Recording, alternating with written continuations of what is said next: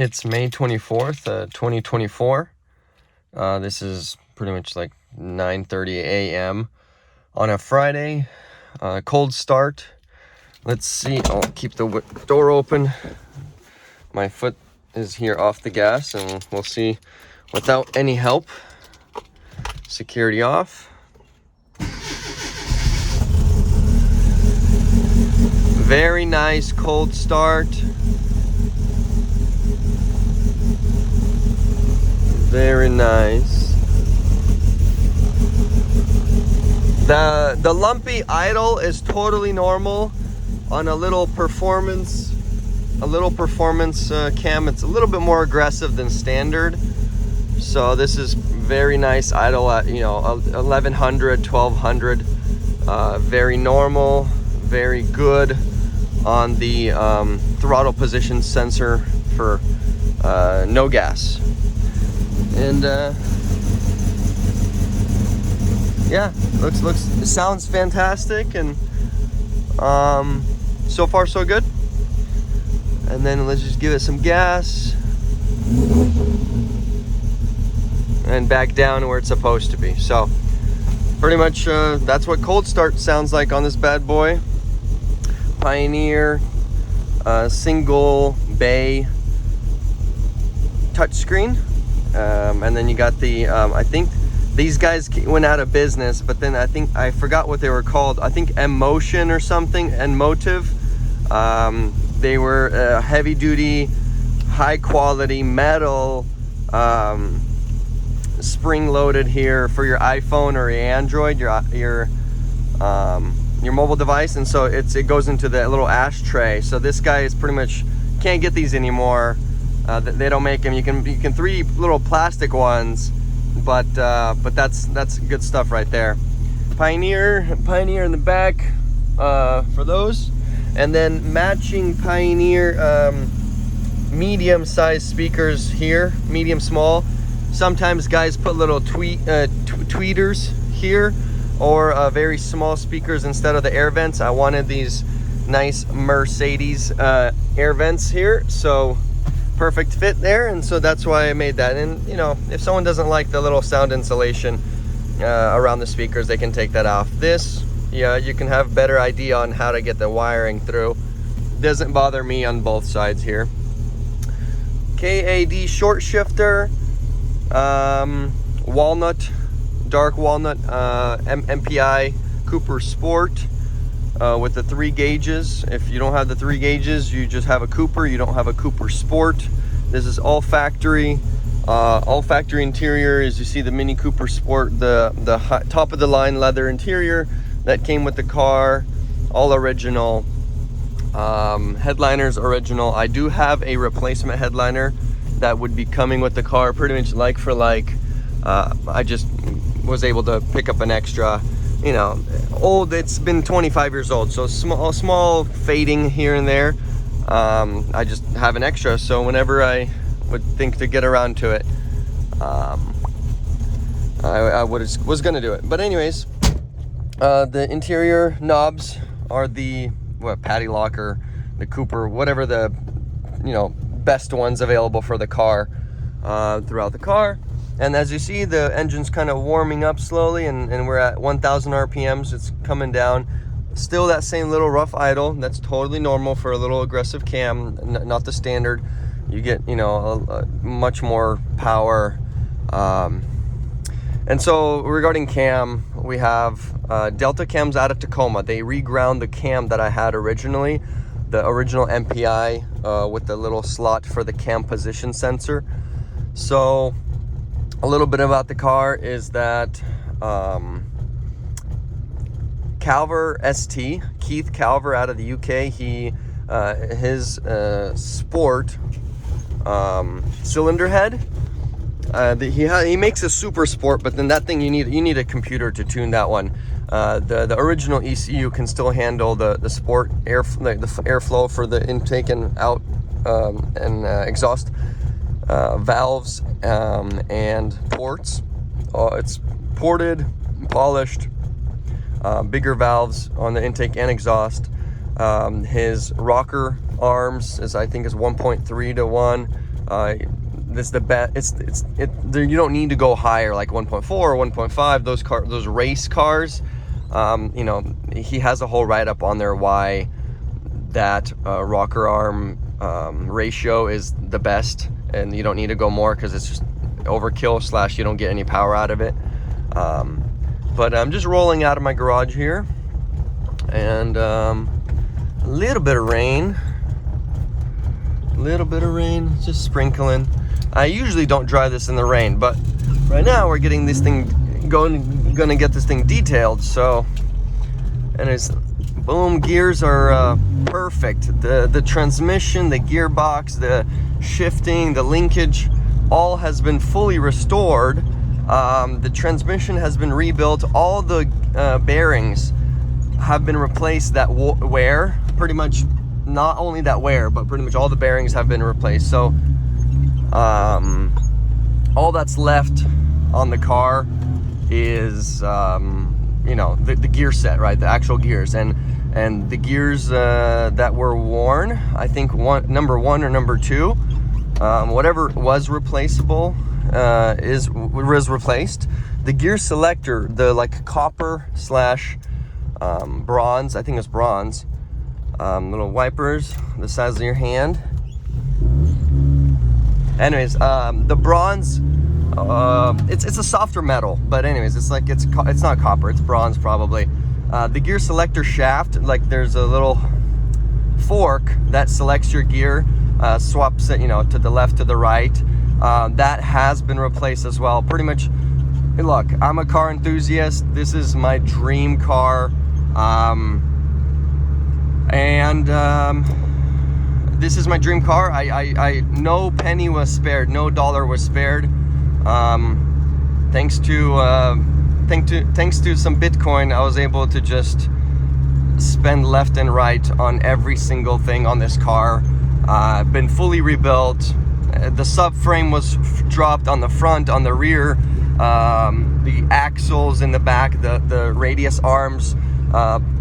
Everything that gets worn on this car has been replaced. So if you're looking to purchase a car, down to second, there you go. This is pretty much it. You know, I let it warm up for a couple minutes and driving good. I mean, this is a school zone, so we're not ripping on it. Plus it's a little rain in the summer. Fresh rain in the summer means a little slippery roads. We don't want to have any slipperies going on because this car does not have ABS. Classic cars, no power steering, no ABS, just good old pump the brakes if it locks up, and hope for the best. Obviously keep your distance. Anyways, back to the car upgrades. Front subframe dropped, rear subframe dropped. Okay, so if you look up on YouTube, Stevson Motor Co., they're out of the Vancouver, Canada.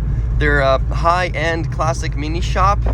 Very, very good quality, high quality, you know, work with collectors and car enthusiasts that value. The steering wheel is off, okay? Obviously the alignment, after rebuilding the engine, I just connected everything just the way it was.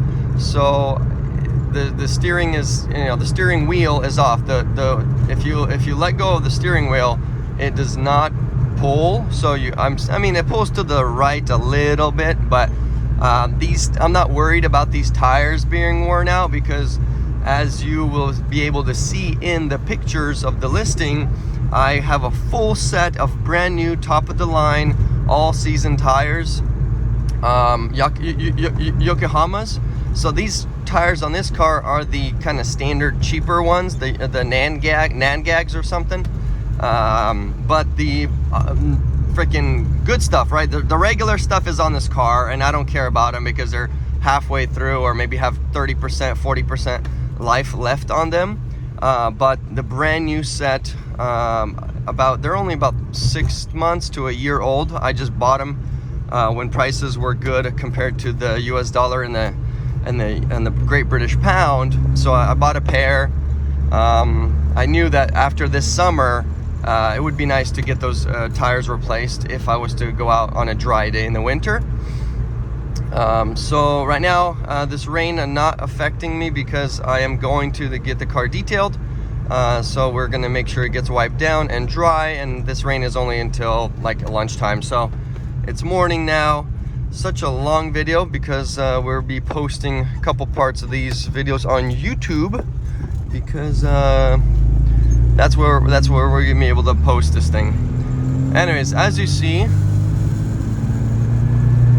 nice and good. We're just enjoying the drive. So back to upgrades. What else has been done to this car? Okay, let's talk about the front subframe. We talked about Stevenson Motor Co. out of the UK, out of the Canada, and so those guys, they have a video on like the ultimate subframe, modification for these classic minis. Like, what's the best configuration, bang for your buck, and that was on I think third gear. So if I wanted to pull hard on it, I would have dropped it down to second. So anyways, there's a video on the front subframe. So the whole suspension has the configuration and the welding reinforcement of connecting those sandwiched metal pieces together and welding all the seams on those strut, I guess, towers. It's where the rubber cone sits underneath the car, and the subframe gets bolted to the body of the car. So if you watch that video, I clearly followed instructions about which bushing on the tie rod ends, outer and inner tie rod ends. One side has poly, one side has rubber, and he goes into explaining why and what. So full suspension has been done on this car on the front and the back. So the rear suspension also has been dropped and welded. Every area that was a little rusty, the rust has been, wire brushed, cleaned off, primer, welded any reinforcement areas to strengthen it, because the original subframes from the factory are much better than the ones that are getting remade right now. So it's always better to keep the original and fix it up than to get a new one. So what else besides the subframe? Well, the rear plates that hold the subframe to the body of the car in the back, that has all been reinforced / welded, fixed. All the rusty little holes that were on the car have been addressed. Pretty much it's been fixed up. It's nice and low idle, like it's very good. Like the clutch, let's talk about the clutch. As we talked about the suspension, it's running what's the gas adjust? I don't think they're gas adjust, but I'll give you the exact name. KYB, I think they're called KYB, but they're not, I don't think they're gas adjust. Anyways, they're KYB, what Stevenson Motor Co. recommends for a good balance between street driving, stock, and like fast road, performance. So it's a very good balance between stiffness of a goat cart feeling and comfort. So you don't want to be, busting your jaw and breaking your teeth and your kidneys, getting hurt on driving this car. It's nice, it's bouncy. Of course, it's a go-kart, but it's not crazy bad, like you're not on sticks. So anyways, rubber cones on the suspension have been replaced and the shocks have been replaced. So this whole work has been recently done in the last 2-3 years. Well, I'll do the whole write-up on the details of the timeline of this car, but one other nice modification, I already mentioned the KYB short shifter. I've never had any problems with this, popping out of gears or anything. It's perfect. They had an original one, that one had issues. This is version 2, and so this version 2 on the freeway, third gear. Anyways, this version 2 is fantastic. There's nothing wrong with it. The little sticker KYB sticker on the top, unglued, so that's not that. Anyways, they do have a version 3, a black one. I don't know what the difference is on that one, but that one just came out like a year ago or something. So it's black. Like, I don't think it's any big difference. Anyways, what else about this car? So obviously the steering wheel will be fixed. I already mentioned that. Like in the steering rack. In the steering rack, there's a little pin in the middle to make sure that this is perfectly centered. As soon as you drop a little screwdriver or a punch in that little pin in the steering rack, then you pretty much adjust the wheels to be leveled via laser or whatever. So that's not an issue here. It's pretty much a couple hours of work and it's done. This is 4th gear. We're pretty much going with the flow of traffic. I would say this is about 50 miles an hour. I mean, regarding kilometers, we're about like 80 kilometers an hour. At 2,000 RPMs. Like, man, this thing can rip if it wants to on the freeway. Anyways, let's talk about, so regarding gear changes, there is I forgot which company, but long story short, on the gear shafts, the 2 sticks, right, that connect your shifter here with the transmission, there is a little device that keeps your gear selector between 3rd and 4th gear. So at the moment, straight down is 4th gear and straight up is 3rd. You push to the left a little bit on a little spring to put into 2nd or 1st,